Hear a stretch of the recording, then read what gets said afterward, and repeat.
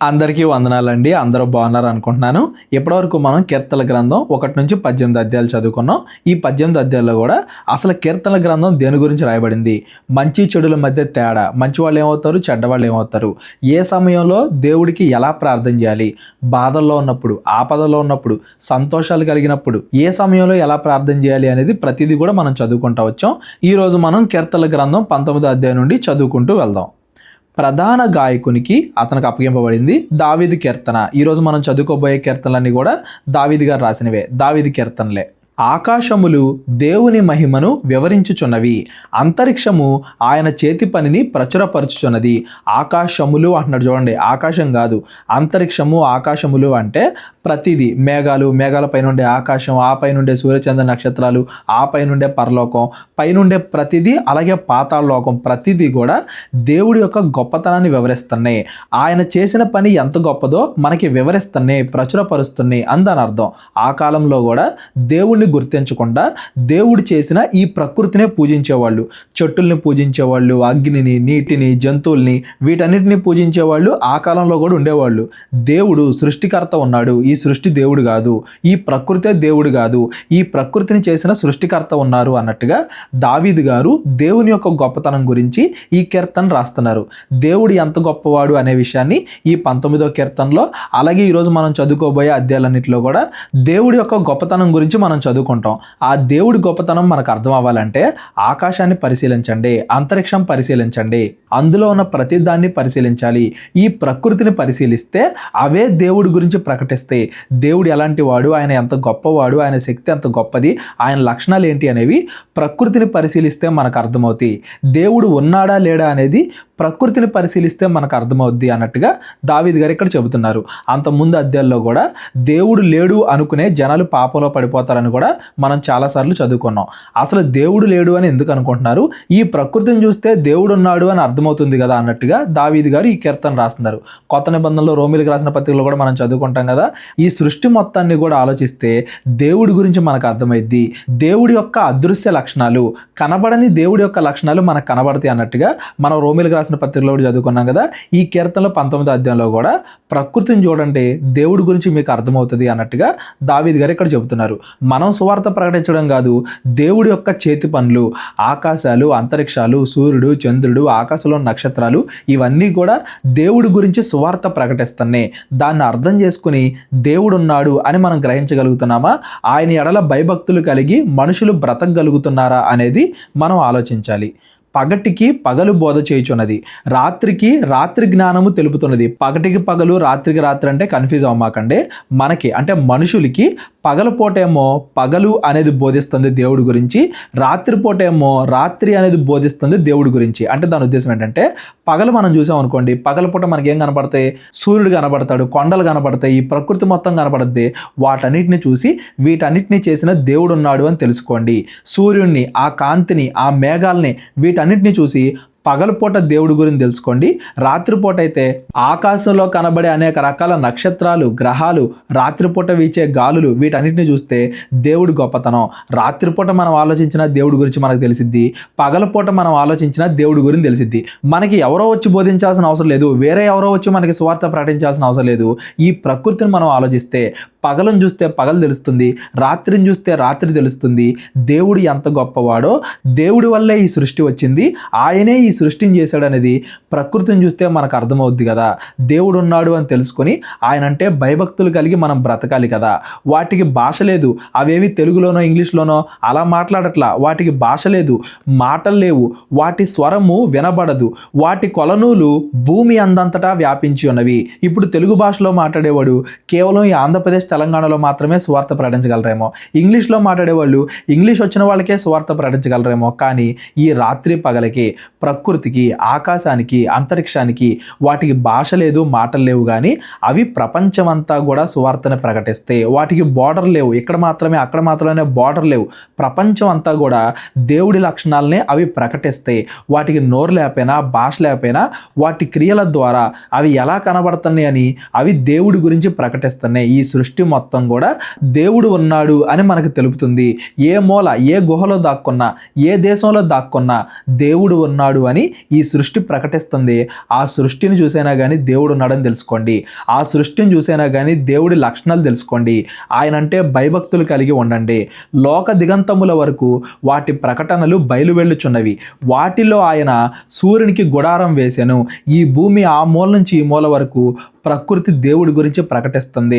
వాటిని ఎవరో కూడా ఆపలేరు. మనుషుల్ని అయితే వాళ్ళని ఆపగలరేమో, వాళ్ళ ఇల్లు నాశనం చేయగలరేమో, వాళ్ళు ఉండే ప్రాంతాలను నాశనం చేయగలరేమో, ఈ ప్రకృతిని ఎవరో కూడా నాశనం చేయలేరు కదా. సూర్యుడు ఉన్నంత వరకు ఈ ప్రకృతి ఉంటుంది కదా. అంటే ఎప్పుడు కూడా ఈ ప్రకృతి దేవుడి గురించి ప్రకటిస్తూనే ఉంటుంది. ఈ ప్రకృతిని చూసి దేవుడి గురించి తెలుసుకోండి. అతడు తన అంతఃపురములో నుండి బయలుదేరు పెండ్లి కుమారుని వలె ఉన్నాడు. శూరుడు పరిగెత్తనొల్లసించినట్లు తన పదమునందు పరిగెత్తనొల్లసించుచున్నాడు. అతడు ఆకాశము ఈ దిక్కు నుండి బయలుదేరి ఆ దిక్కు వరకు దాని చుట్టూ తిరిగి వచ్చుచున్నాడు. అతని వేడిమికి మరుగైనది ఏదీ లేదు. సూర్యుడికి గుడారం వేశారని చదువుకున్నాం కదా మనం. ఆ సూర్యుడిని ఎవరైనా ఆపగలరా? ఆ సూర్యుడు సువార్త ప్రకటించకుండా ఎవరైనా ఆపగలరా? ఈరోజు సువార్త చేసే మనుషుల్ని ఆపాలని చాలామంది చాలా రకాలుగా ప్రయత్నాలు చేస్తున్నారు. ఎవరైనా కానీ సూర్యుడు ప్రకటించే సువార్తను ఆపగలరా? ఆ సూర్యుడు అంతఃపురంలో నుండి బయలుదేరు పెండ్లి కుమారుడు వలె, అంటే ఆగకుండా వెళ్తున్నాడు. సూర్యుడు పరిగెత్తినట్టు పరిగెడుతున్నాడు, అంటే ఎప్పుడు కూడా ఆగడు. సువార్త ప్రకటిస్తూనే ఉంటాడు. ఈ దిక్కు నుండి ఆ దిక్కు వరకు చుట్టూ తిరిగి ప్రకటిస్తున్నాడు. రేపొద్దున మరలా సువార్త ప్రకటిస్తాడు. ఎల్లుండి మరలా సువార్త ప్రకటిస్తాడు. నిత్యము సువార్త ప్రకటిస్తూనే ఉంటాడు. అతడి వేడిమికి మరుగైనది ఏదీ లేదు. సూర్యుడి కాంతి ఎక్కడెక్కడ వరకు వెళ్తుందో, ప్రకృతి ఎక్కడెక్కడైతే ఉందో ప్రతి చోట కూడా ఈ ప్రకృతి దేవుడి గురించి తెలుపుతుంది. ఆయన ఉన్నాడు అని ఈ ప్రకృతి మనకు తెలుపుతుంది. ఆయన గురించి తెలుసుకొని, ఆయన లక్షణాలు తెలుసుకొని దేవుడి యందు భయభక్తులు కలిగి ఉండాలి అన్నట్టుగా ఈ కీర్తనలు 19వ అధ్యాయంలో ఈ 6వ వచనం వరకు కూడా ప్రకృతి ఎలా దేవుడి గురించి ప్రకటిస్తుంది, ప్రకృతి ఎలా సువార్త ప్రకటిస్తుంది అనేది దావీదు గారు మనకి చెప్పారు. 7వ వచనం నుండి యెహోవా నియమించిన ధర్మశాస్త్రము యథార్థమైనది. ఇక్కడ నుండి ఏంటి? దేవుడి మాటలు. ధర్మశాస్త్రం అంటే దేవుడి యొక్క మాటలు. ఈ ప్రకృతి మాత్రమే కాదు మనకి సువార్త ప్రకటించేది, ఆ ప్రకృతితో పాటు దేవుడి యొక్క ధర్మశాస్త్రం. ఒక రకంగా చెప్పాలంటే బైబిల్లో ఉన్న ప్రతి మాట దేవుడి యొక్క ధర్మశాస్త్రం, దేవుడి యొక్క మాటలు, ఇవి కూడా దేవుడి గురించి తెలుపుతున్నాయి కదా. దేవుడు ఉన్నాడు అని, ఆయన లక్షణాలు ఏంటి అని, ఆయన అంటే భయభక్తులు కలిగి ఉండాలి అని మొదటేమో ప్రకృతి చెప్పింది. దేవుడి ధర్మశాస్త్రం కూడా చెబుతుంది కదా. అది ప్రాణమును తెప్పరెల్ల చేయును. దేవుడి గురించి తెలుసుకుంటే ప్రకృతి ద్వారా కానీ, దేవుడిచ్చిన బైబిల్ ద్వారా కానీ, ఆ బైబిల్ బోధించే వ్యక్తుల ద్వారా అయినా కానీ దేవుడి గురించి తెలుసుకుంటే మన ప్రాణానికి ఏం దొరికిద్ది? నెమ్మది కలుగుద్ది. తెప్పరెల్ల చేద్దంటే మనశ్శాంతి కలిగిద్ది. యెహోవా శాసనము నమ్మదగినది. శాసనం అనగానే ఇవన్నీ కూడా ధర్మశాస్త్రానికి ఉండే వేరు పేర్లు. దేవుడి మాటలు అని దాని అర్థం.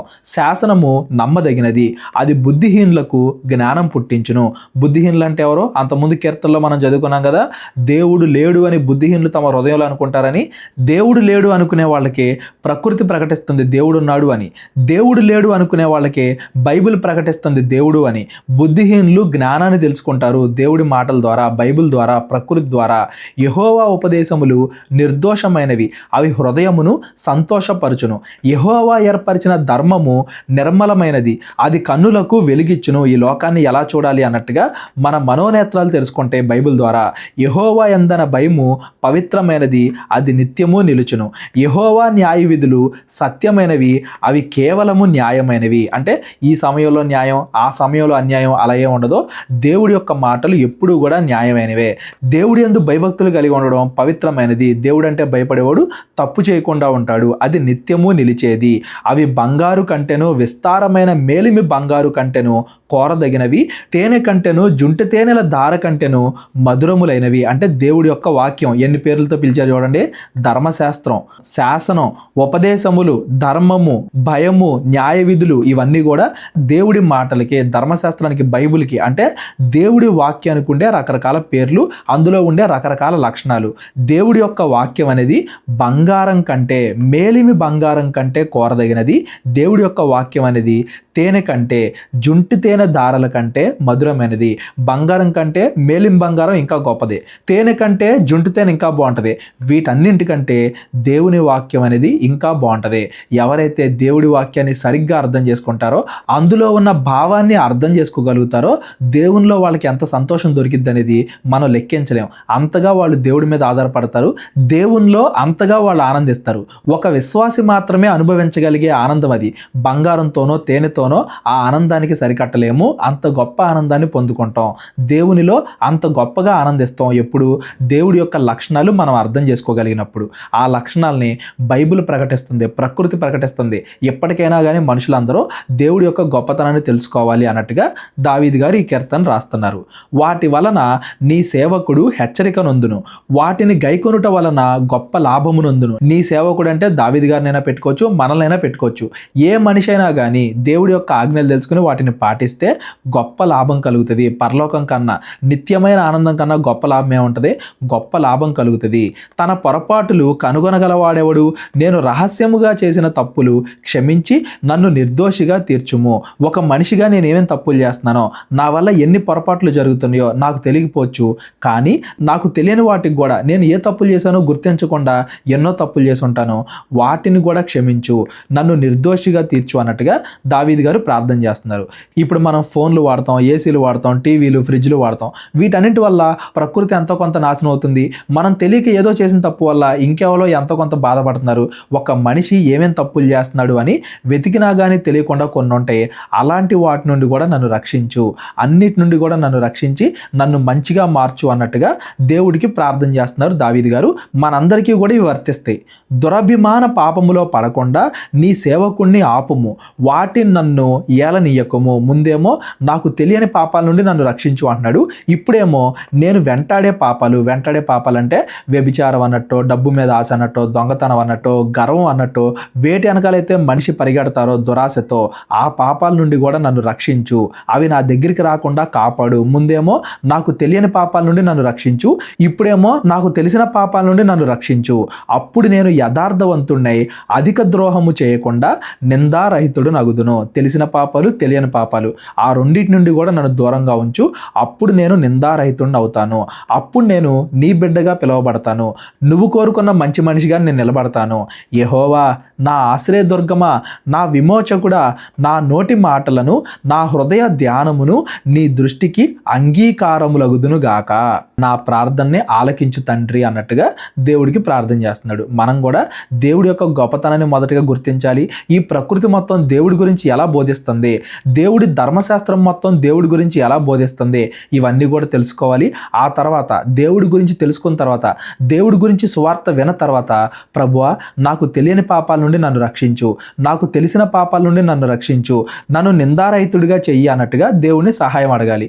ఏ పాపంలో పడకుండా, ఏ శ్రమల్లో నేను పడకుండా, ఎటువంటి కష్టాలు నా దగ్గరికి రాకుండా నన్ను కాపాడు అన్నట్టుగా మనం దేవుడికి ప్రార్థన చేయాలి.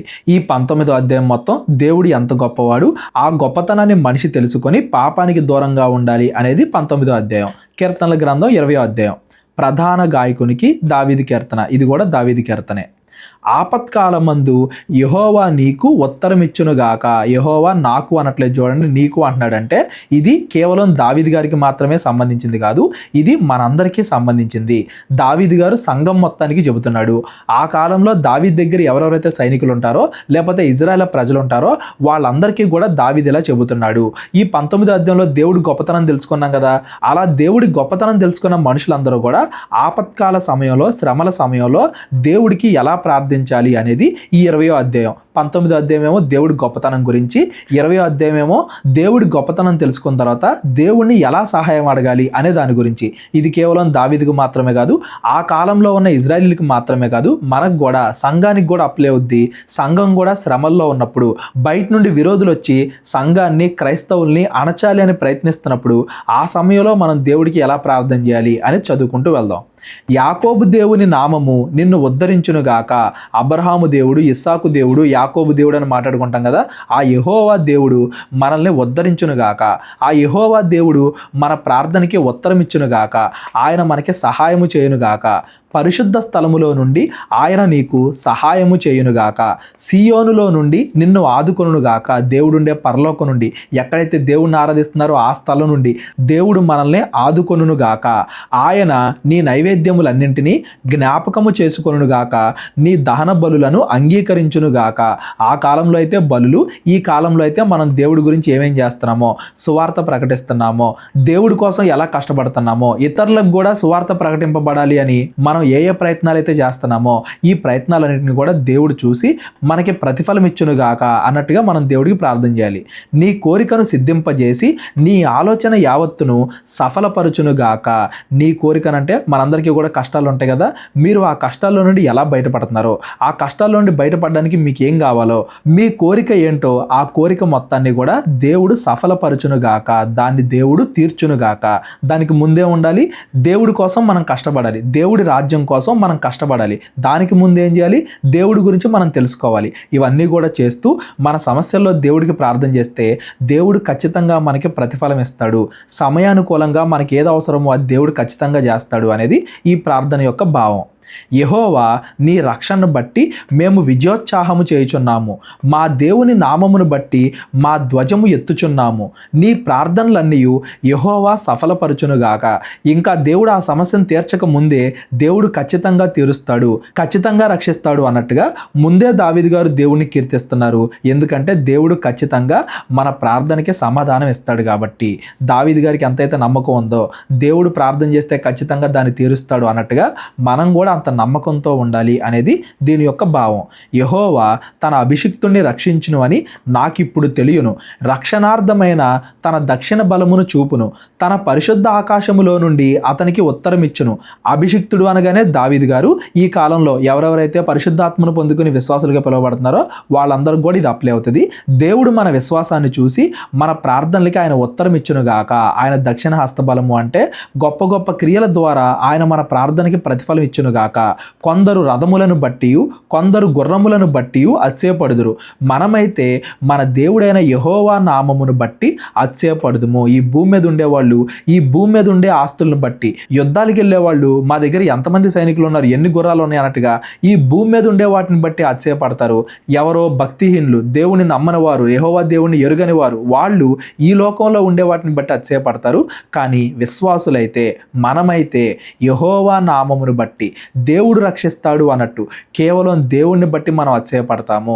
నిన్న కూడా చదువుకున్నాం కదా మనం, దేవునిలో ఉన్నప్పుడు అతిశయం ఎలా ఉంటుంది, దేవుణ్ణి బట్టి ఎంతగా అతిశయపడాలి అని చెప్పి.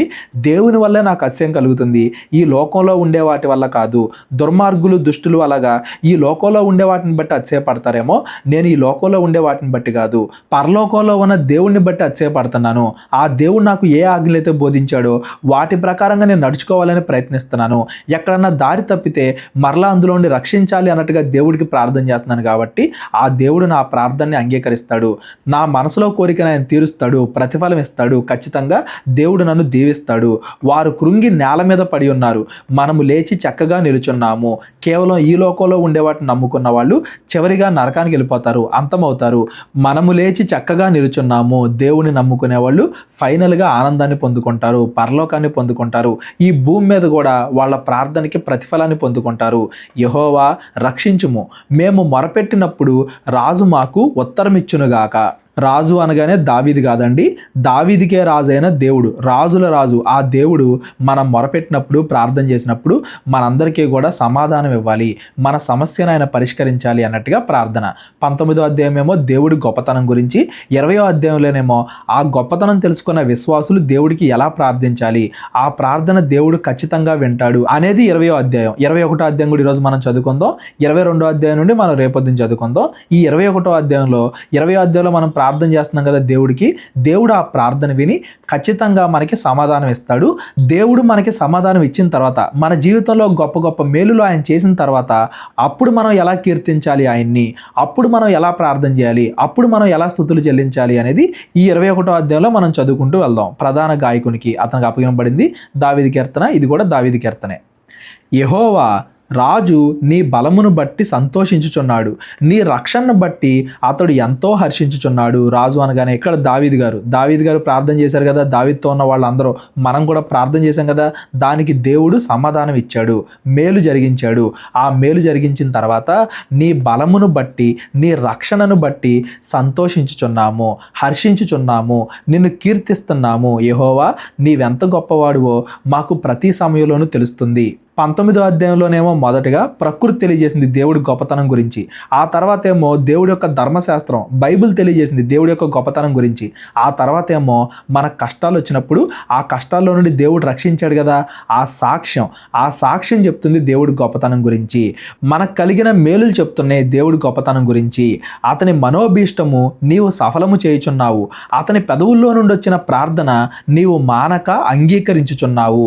నీతిమంతులు ఏ ప్రార్థన చేసినా కానీ నువ్వు అంగీకరిస్తున్నావు, సమాధానాన్ని ఇస్తున్నావు, దాన్ని బట్టి నీకు కృతజ్ఞతలు స్తోత్రం అన్నట్టుగా దావీదు గారు ప్రార్థన చేస్తున్నారు. ఇవి కేవలం దావీదుకు మాత్రమే కాదండి, ఈ రోజున్న సంఘస్థులందరికీ కూడా అప్లై అవుతాయి. అంటే కాసేపు గ్యాప్, మ్యూజిక్ ఇప్పుడు దాకా చదువుకున్నవన్నీ కూడా ఆలోచించుకోవడానికి కాసేపు గ్యాప్ అనమాట. శ్రేయస్కరమైన ఆశీర్వాదములతో నీవు అతన్ని ఎదుర్కొనుచున్నావు, అతని తల మీద అపరంజి కిరీటము నీవు ఉంచి ఉన్నావు. ఈ మాటలన్నీ కూడా ఏదో ఊరికే కాదండి. దావీదు గారు అనేక యుద్ధాలు చేశారు. యుద్ధం చేసిన ప్రతిసారి కూడా ప్రాణాపాయమే. ఏ యుద్ధంలో అయినా కానీ చనిపోవచ్చు, అయినా కానీ దేవుడు రక్షించాడు అన్నట్టుగా కృతజ్ఞతతో దావీదు గారు ప్రార్థన చేస్తున్నారు. మనమైతే మామూలు సమస్యలు, ఆ సమస్యల్లో నుండి దేవుడు బయటపడేసినప్పుడు అప్పుడు దేవుడికి కృతజ్ఞత. దావీదు గారు ఏ సమయంలో ఈ పాట పాడుతున్నారు, ఈ కీర్తన పాడుతున్నారు అనేది మనం గుర్తుపెట్టుకుంటే ఆ సందర్భాన్ని ఇంకా మంచిగా మనం అర్థం చేసుకోగలం. శ్రేయస్కరమైన ఆశీర్వాదములతో నీవు నన్ను ఎదుర్కొంటున్నావు దేవుడా, నా తల మీద అపరంజి కిరీటము నీవు పెడుతున్నావు దేవుడా, ప్రతిసారి కూడా నన్ను రక్షిస్తున్నావు, నా ప్రార్థనను అంగీకరిస్తున్నావు, అందును బట్టి నీకు కృతజ్ఞతలు. ఆయుష్ నిమ్మని అతడు నిన్ను వరమడగ్గా నీవు దాన్ని అతనికి అంగీకరించి ఉన్నావు. సదాకాలము నిలుచు దీర్ఘాయువు నీవు దయచేసి ఉన్నావు. యుద్ధాలకు వెళ్తున్నాడు కదా, యుద్ధాల్లో రక్షించమని, యుద్ధాల్లో చనిపోకుండా కాపాడమని దావీదు గారు ప్రార్థన చేశారు. నన్ను కాపాడుతున్నావు కదా, ప్రతిసారి కూడా నేను అడిగింది నాకు అనుగ్రహిస్తున్నావు కదా అన్నట్టుగా దావీదు గారు ప్రార్థన చేస్తున్నారు. మనం ఈరోజు దావీదులాగా యుద్ధం చేయకపోవచ్చు, కానీ పాపంతో యుద్ధం చేస్తూ ఉంటాం కదా, ఈ లోకంలో ఉన్న శ్రమలతో యుద్ధాలు చేస్తూ ఉంటాం కదా, ప్రతిరోజు కూడా ప్రాణాపాయ పరిస్థితుల్లో మనం కూడా ఉంటాం కదా. బయటికి వెళ్ళేటప్పుడు రోడ్ల మీద ప్రయాణాల్లోనూ ఏ రకంగా అయినా ప్రకృతి వైపరీత్యాలు ఏదో ఒక రకంగా ఆ ప్రాణాపాయ పరిస్థితుల నుండి దేవుడు మనల్ని కాపాడుతున్నాడు కదా, ఆ సమస్యలో నుండి దేవుడు మనల్ని కాపాడుతున్నాడు కదా.